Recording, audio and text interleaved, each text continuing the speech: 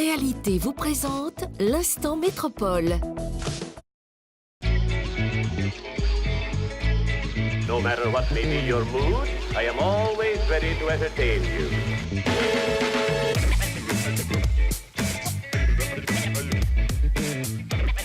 La mission du développeur foncier, c'est de trouver les emplacements sur lesquels on va bâtir nos futurs immeubles.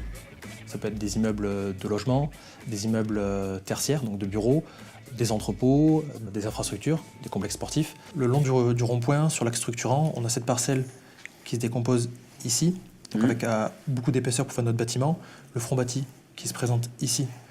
Donc c'est un emplacement de qualité, on a les transports en commun au pied, des commerces. Pour faire du développement foncier, il y a deux axes. C'est ce qu'on appelle le diffus et les réponses aux appels d'offres. Le diffus, c'est un caractère plutôt privé puisqu'on va solliciter des particuliers. On va directement solliciter les gens qui pourraient être intéressés en allant les motiver.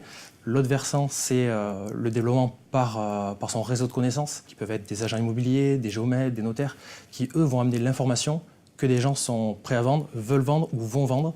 Et du coup, c'est le même schéma. L'idée, c'est de rencontrer ces gens-là. Une fois qu'on a bien ciblé, qu'on a bien écouté leur volonté, et si on sent que ça peut coller avec eux, on fait notre proposition financière, on explique les éléments juridiques et on crée cette relation de confiance avec le propriétaire en espérant obtenir du coup son accord.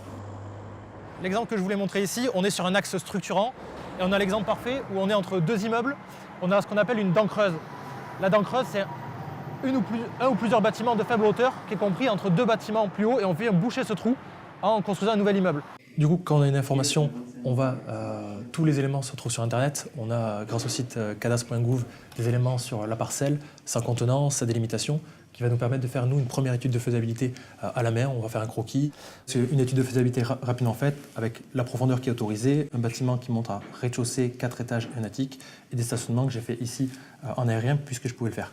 La deuxième manière de faire du développement, c'est en répondant à des appels d'offres qui sont lancés par la collectivité. Donc le promoteur a un cahier des charges qui détermine différents objectifs. Et là, on est dans le même schéma. On a une étude de faisabilité plus ou moins poussée, un bilan financier qui permet de déterminer une offre pour acheter le terrain et des conditions d'acquisition.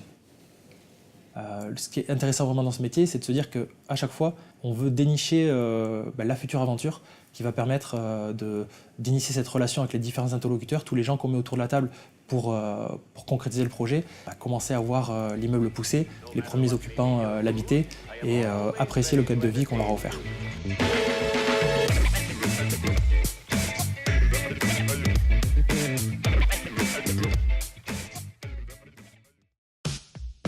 Réalité vous a présenté l'instant métropole.